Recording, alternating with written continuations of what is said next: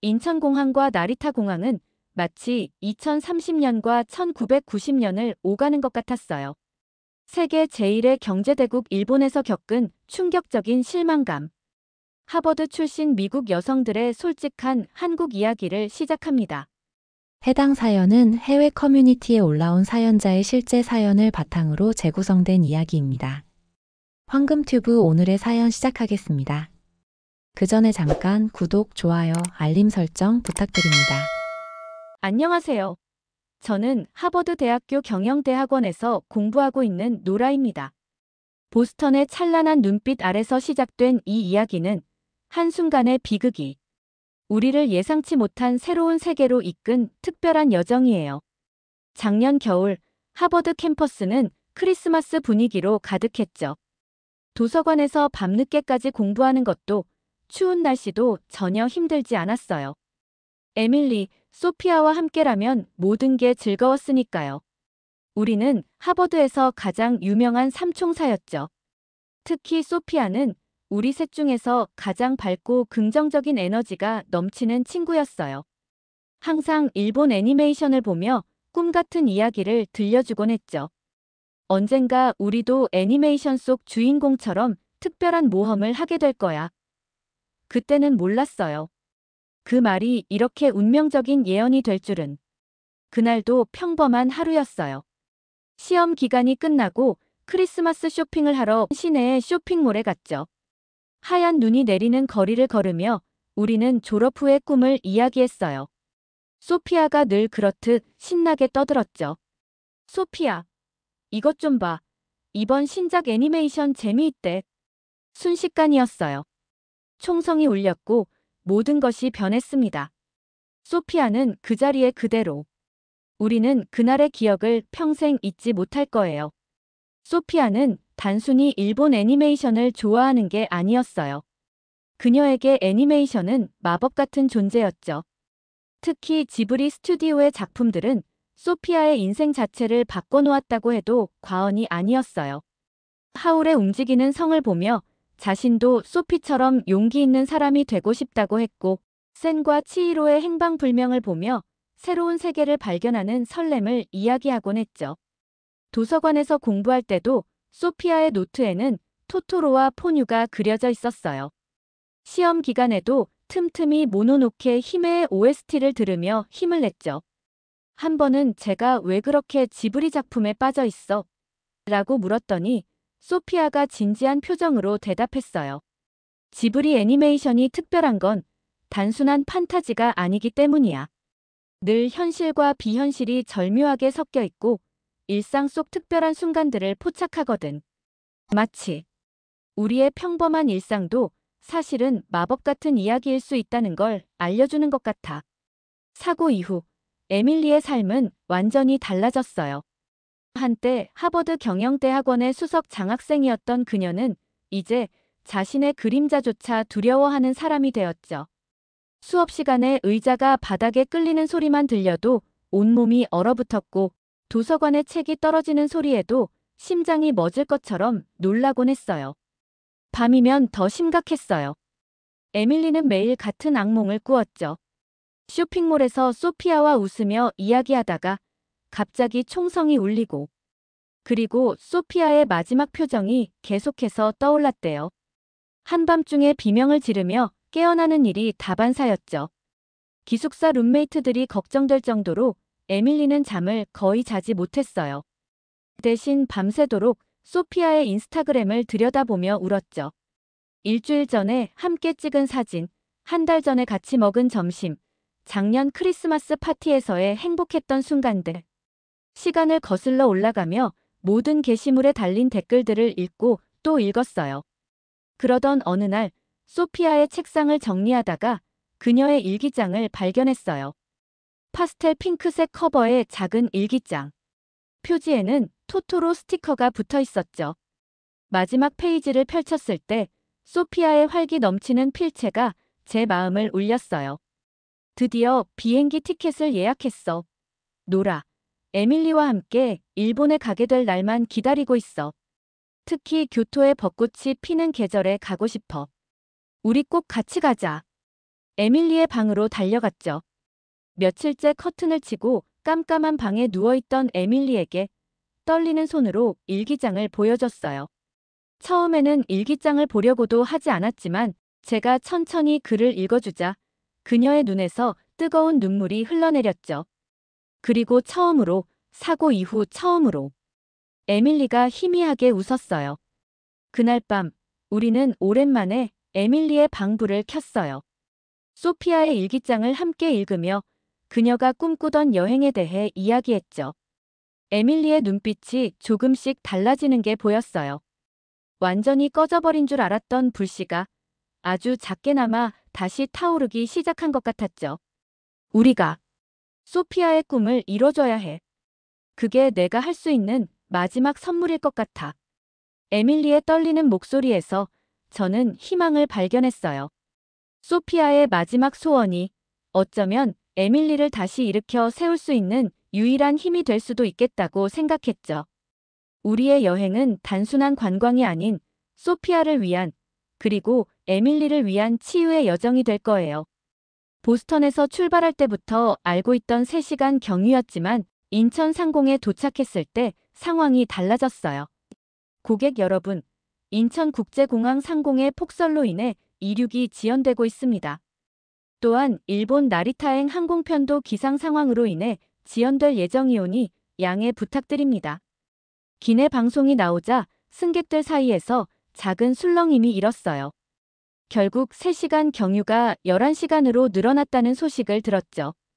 처음에는 짜증이 났지만 이 우연한 지연이 우리에게 특별한 선물이 될 줄은 그때는 몰랐어요. 하지만 인천공항에 도착하는 순간 그 걱정은 완전히 사라졌어요. 첫 발을 내딛는 순간부터 모든 것이 새로웠죠. 깔끔하게 정돈된 입국장, 세련된 디자인의 시설들, 그리고 곳곳에서 느껴지는 미래지향적인 분위기까지. 웰컴 투 코리아.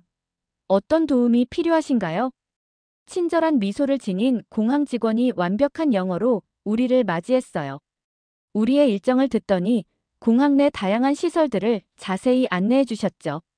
와, 노라. 여기 봐. 시간당 계산할 수 있는 캡슐 호텔도 있대. 우리는 먼저 짐을 단기 보관소에 맡기고 공항 투어를 시작했어요. 한국문화거리에서는 마침 전통북 공연이 한창이었죠. 화려한 의상을 입은 공연자들의 역동적인 움직임에 자연스레 발걸음이 멈췄어요. K컬처 체험존에서는 방금 본 공연의 여운을 이어갔어요. 최신 K-팝 음악이 흘러나오는 가운데 디지털 스크린으로 K-팝 댄스를 따라 추는 젊은 여행객들의 모습이 인상적이었죠. 에밀리도 저도 어느새 그들 사이에 끼어 즐기고 있었어요. 식당가에서는 그동안 SNS에서만 보아왔던 한국 음식들과 드디어 마주하게 됐어요. 수많은 메뉴 중에서 우리의 시선을 사로잡은 건 단연 비빔밥이었죠. 인스타그램에서 수없이 봤던 그 화려한 비주얼이 실제로 눈앞에 있다니. 돌솥에 담겨 나온 비빔밥은 마치 색색의 팔레트 같았어요.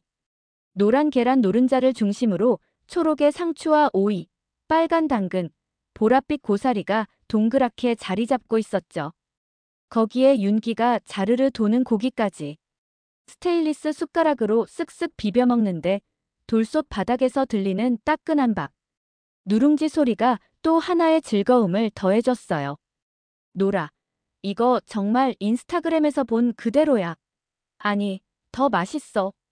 에밀리가 연신 휴대폰으로 사진을 찍으며 들떠 있었죠.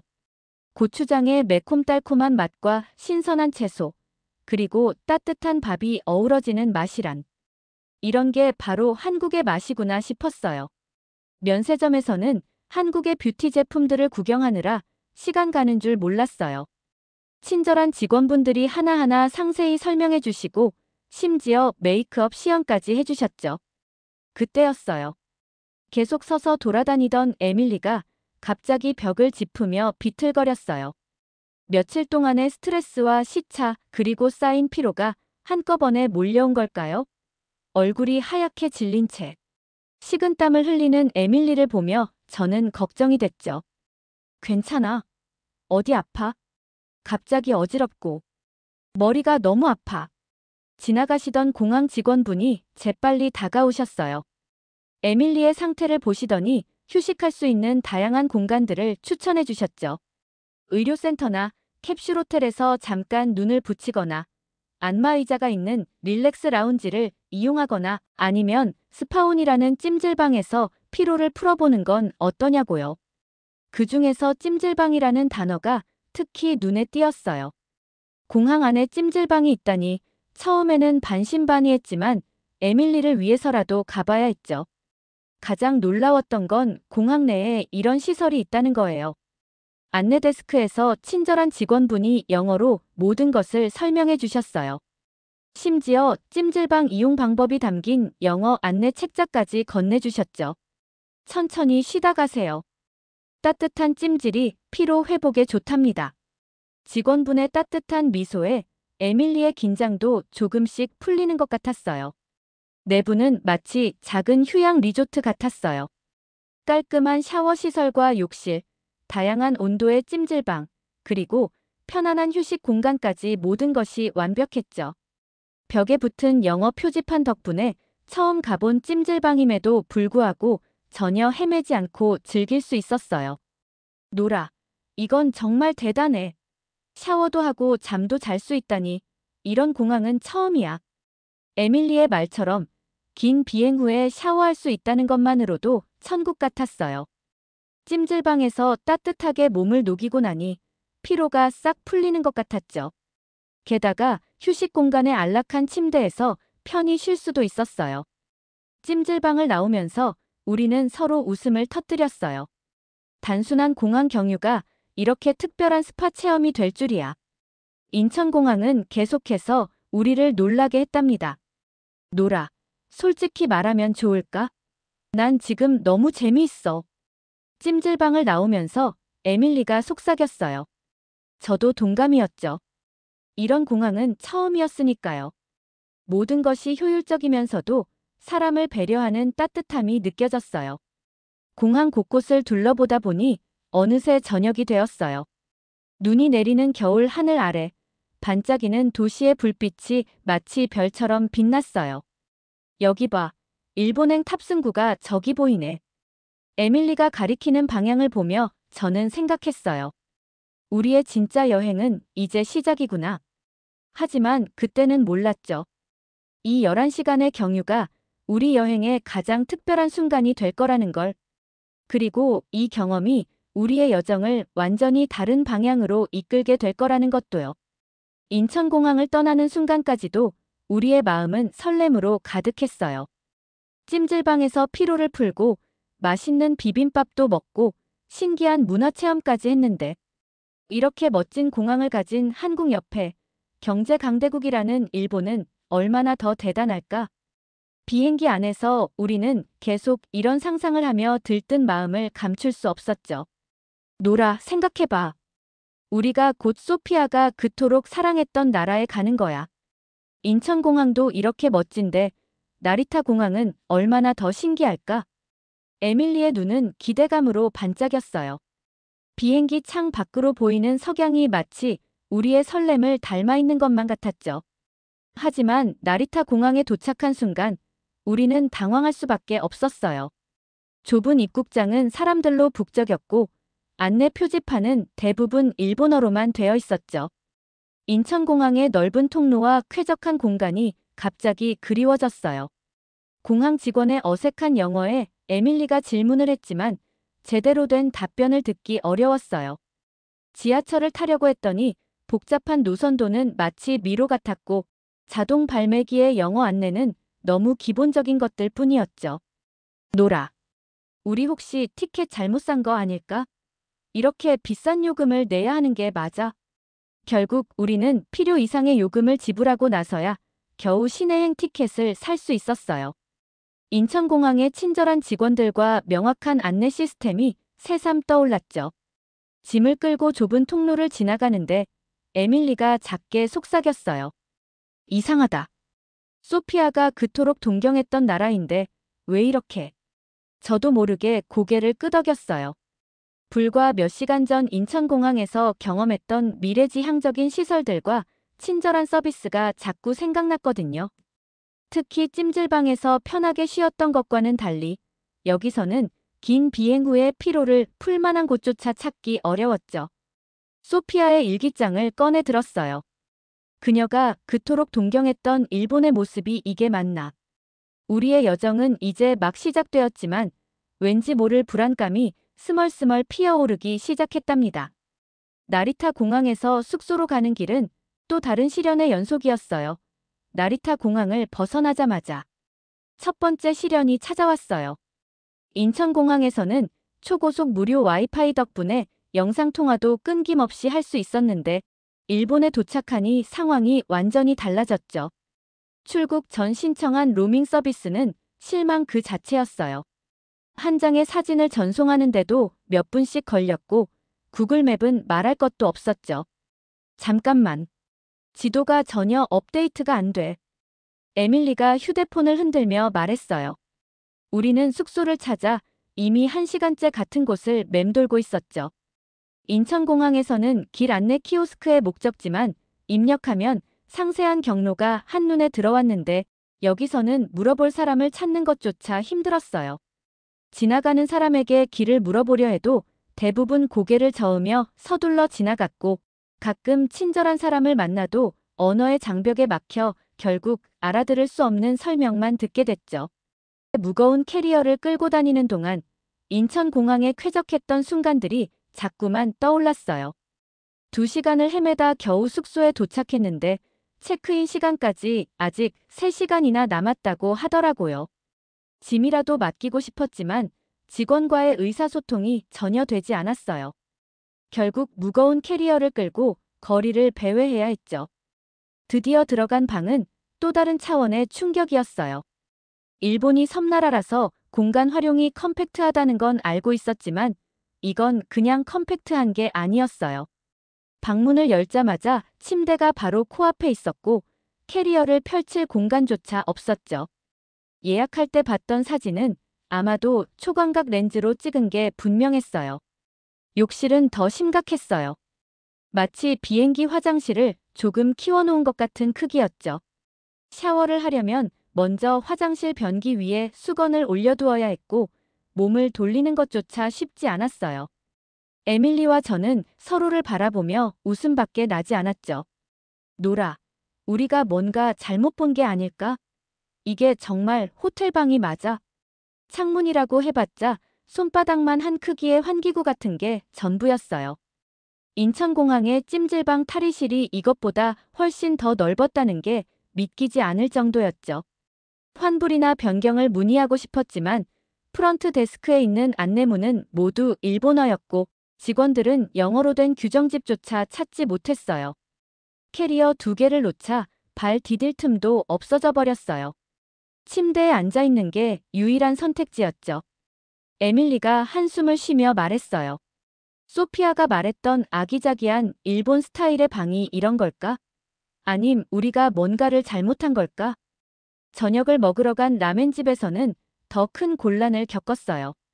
불과 몇 시간 전만 해도 인천공항 찜질방에서 만난 한국 대학생들과 영어로 수다를 떨며 즐거웠는데 이곳에서는 간단한 주문조차 힘들었죠. 특히 에밀리의 해산물 알레르기 때문에 정말 걱정됐어요. 노시푸드 알러지라고 하자 직원분들은 그저 고개만 갸우뚱하셨고 구글 번역기를 켰지만 느린 인터넷 때문에 번역이 제대로 되지 않았어요. 결국 손짓 발짓을 동원해 겨우 설명했지만 직원들의 반응을 보니 제대로 전달된 것 같지 않았죠. 죄송합니다. 라며 고개를 숙이는 직원의 모습이 안타까웠어요. 그들도 도와주고 싶은 마음은 있어 보였지만 언어의 장벽이 너무 높았죠. 결국 에밀리는 라멘 국물도 제대로 못 마시고 면만 조금 건드는 정도로 끝냈어요. 노라, 방금 전까지 인천공항에서는 모든 게 영어로 완벽하게 안내되고 직원분들도 너무 자연스럽게 영어로 대화했잖아. 이렇게 차이가 클 줄은 몰랐어. 에밀리의 말에 저도 고개를 끄덕였어요. 인천공항의 식당가에서는 모든 메뉴가 영어로도 적혀 있었고 알레르기 정보까지 꼼꼼하게 표시되어 있었는데 불과 몇 시간의 비행으로 이렇게나 다른 세상에 온 것 같았죠. 다음 날, 소피아가 그토록 가고 싶어 했던 애니메이션 성지 순례 장소를 찾아갔어요. 소피아의 일기장에는 이곳의 사진이 여러 장 붙어 있었죠. 하지만 실제로 본 장소는 너무나 실망스러웠어요. 관리가 되지 않은 좁은 골목, 쓰레기가 굴러다니는 거리. 소피아의 일기장 속 반짝이는 풍경은 어디에도 없었죠. 노라. 에밀리가 작은 목소리로 말했어요. 정말 기대하고 왔는데, 기분이 좋아야 하는데, 소피아 생각하면 정말 기뻐야 하는데. 하지만 자꾸 인천공항이 생각나. 우리가 나쁜 걸까? 저도 같은 마음이었어요. 소피아의 마지막 소원을 이루러 왔는데 점점 커지는 실망감을 어떻게 해야 할지 모르겠더라고요. 일기장 속 소피아의 글귀를 다시 읽어보았지만 그녀가 꿈꾸던 일본의 모습은 어디에서도 찾을 수 없었답니다. 일본 호텔의 답답한 방에서 저는 다시 한번 소피아의 일기장을 펼쳤어요.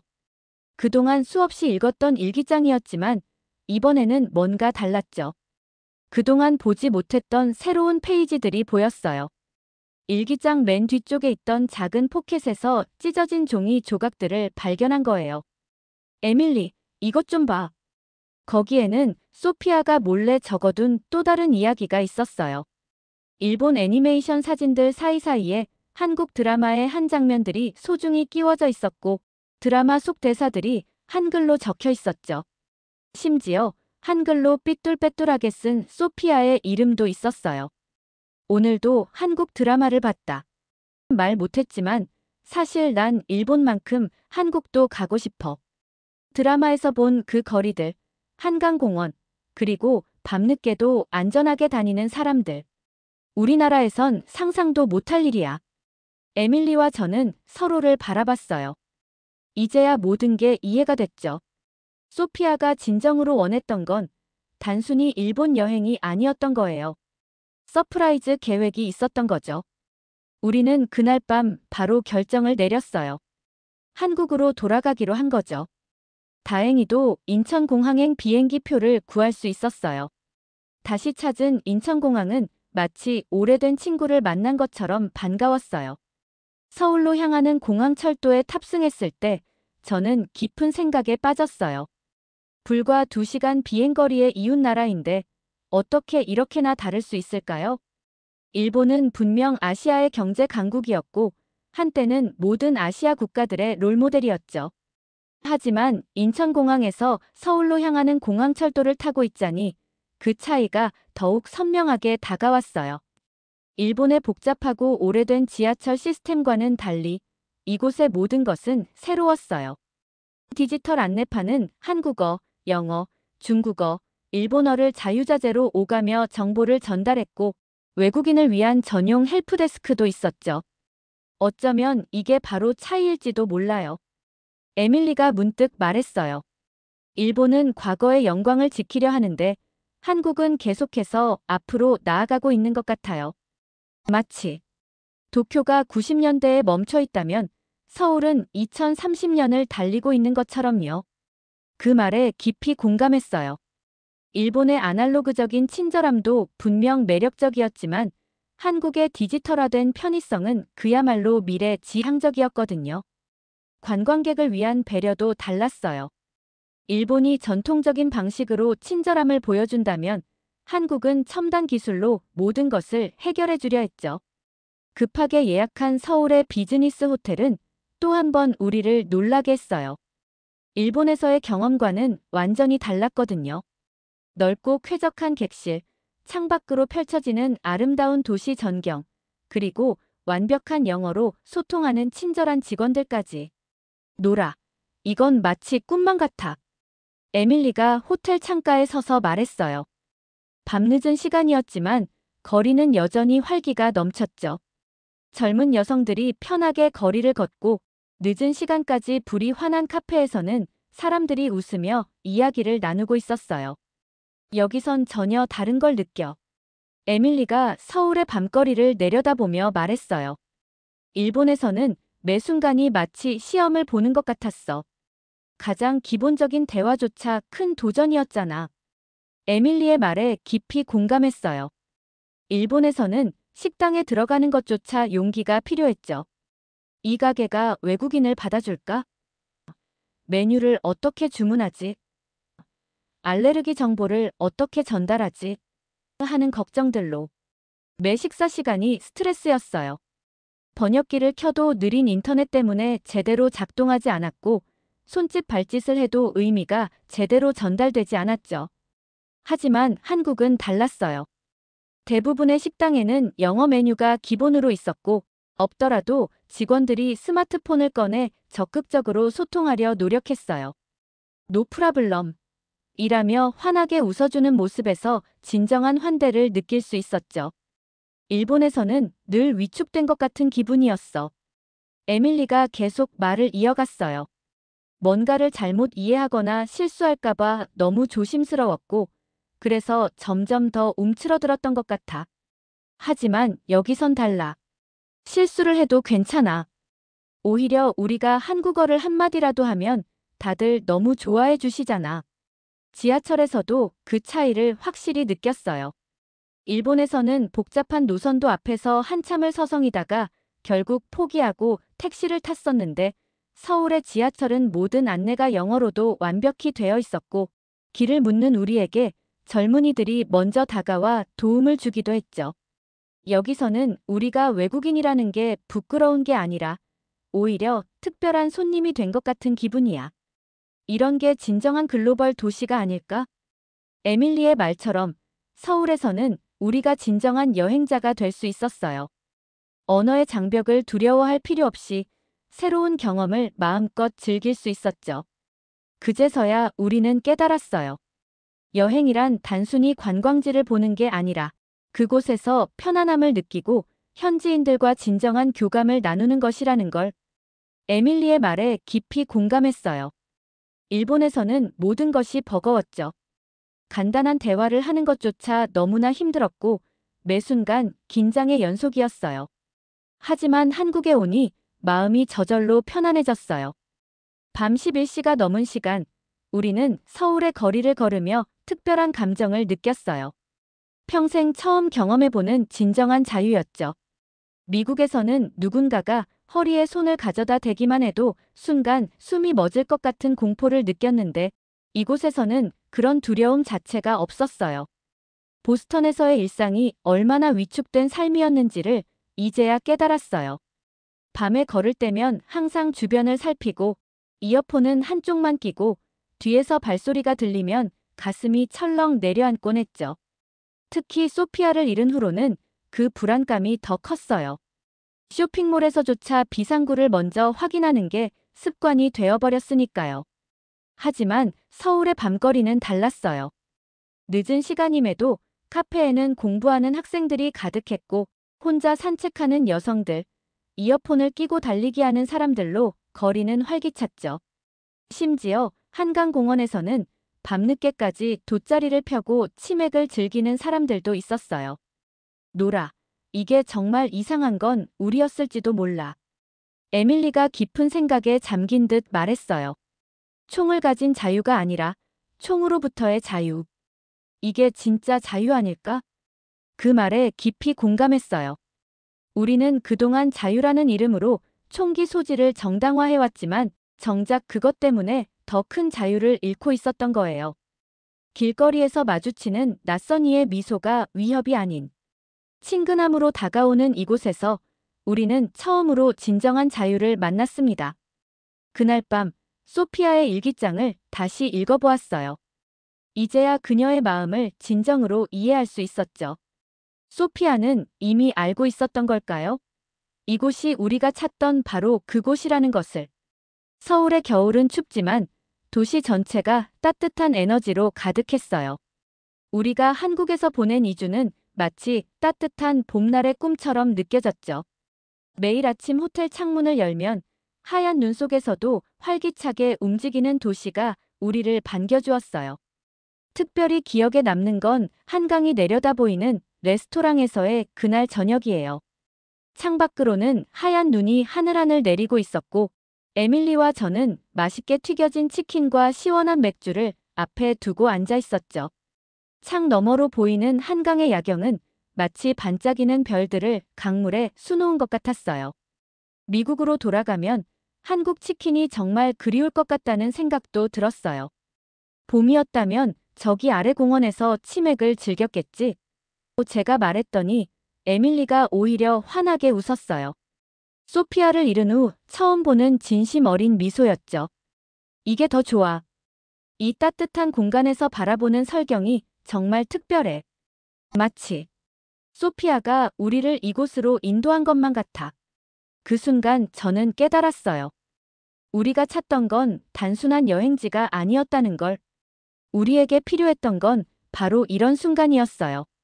안전하고 따뜻하고 그리고 새로운 희망을 발견할 수 있는 곳. 다음 날 아침, 우리는 소피아의 부모님께 편지를 썼어요.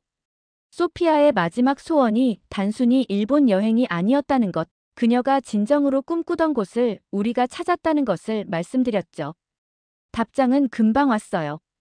우리 소피아가 너희들과 이렇게 특별한 선물을 준비하고 있었네. 너희들을 그곳으로 인도한 것도 아마 소피아의 마지막 배려였나 보다. 이제 저희는 다시 하버드로 돌아왔어요. 하지만 모든 것이 달라졌죠. 에밀리는 한국어 학원에 등록했고, 저는 서울의 기업의 인턴십 지원을 준비하고 있어요. 창밖에 내리는 보스턴의 눈을 보며 우리는 자주 그날의 한강을 떠올립니다. 매일 밤 잠들기 전에 소피아의 일기장을 펼쳐보아요. 이제는 그 속에 숨겨진 의미를 온전히 이해할 수 있게 되었죠. 소피아는 알고 있었던 걸까요? 우리가 이렇게 새로운 희망을 발견하게 될 거라는 걸. 우연한 경유로 시작된 이 여정은 결국 우리의 인생을 완전히 바꿔놓았어요. 총성이 울리던 그날의 악몽 대신 이제 우리는 눈 내리는 한강의 아름다운 추억을 간직하게 되었답니다. 그리고 그곳에서 우리는 진정한 자유와 평화를 찾았어요. 다음에 한국에 갈 때는 꼭 봄에 가자. 에밀리가 말해요. 소피아도 분명 그걸 보고 싶어 했을 거야. 벚꽃이 흐드러진 한강공원에서 우리 셋의 이야기를 다시 한번 나누자고. 처음에는 단순한 일본 여행을 계획했던 두 친구가 총기 사고로 소중한 친구 소피아를 잃고 우울증에 빠져 있었죠. 그런데 인천공항에서의 우연한 11시간이 그들의 인생을 완전히 바꿔놓았습니다. 특히 인상적이었던 것은 첨단 디지털 시스템과 따뜻한 인간미가 공존하는 모습이었어요. 스마트한 공항 시설과 완벽한 안내 시스템, 그리고 그 속에서 만난 친절한 미소들까지. 일본에서의 실망스러운 경험을 거쳐 한국에서 발견한 진정한 자유. 밤늦게도 카페에서 공부하는 학생들, 혼자서도 당당하게 거리를 걷는 여성들, 이어폰 양쪽을 끼고 달리기 하는 사람들. 그들에게는 너무나도 신선한 충격이었죠. 총을 가진 자유가 아닌 총으로부터의 자유라는 에밀리의 말이 아직도 가슴에 깊이 남습니다. 이제는 한국어를 배우고 한국 기업에서 일하기를 꿈꾸는 두 친구의 모습이 감동적이지 않나요? 소피아가 미처 이루지 못한 꿈을 이어가며 새로운 희망을 발견한 그들에게 해주고 싶으신 말씀이 있나요? 밤 12시에 혼자 치킨 먹고 싶어서 배달시켰는데 문 앞에 놓고 가셔서 괜히 안심됐던 순간. 새벽에 편의점 가면서 굳이 이어폰 빼거나 뒤 안 돌아볼 필요 없다는 걸 깨달은 순간. 퇴근길에 지하철에서 잠들었다가 깼는데 핸드폰이랑 지갑이 그대로였던 순간. 우리에겐 너무나 일상적인 이 순간들이 누군가에겐 꿈같은 자유라니 새삼 놀랍지 않나요? 혹시 여러분도 평소엔 당연하다고 생각했는데 문득 이게 참 특별한 거구나 하고 깨달은 순간이 있다면 이야기해주세요. 작은 일상 속 우리가 누리고 있는 자유와 안전함, 댓글로 함께 나눠볼까요? 여러분의 댓글은 더 좋은 사연으로 찾아올 수 있는 황금튜브의 원동력입니다. 오늘 사연이 좋았다면 구독, 좋아요, 알림 설정 부탁드리며 영상 끝까지 시청해주셔서 너무 감사드립니다. 더 좋은 영상으로 다시 찾아뵙는 황금튜브가 되겠습니다. 늘 건강 조심하시고 알차고 즐거운 하루 되세요. 황금튜브였습니다. 고맙습니다. 그리고 늘 사랑합니다.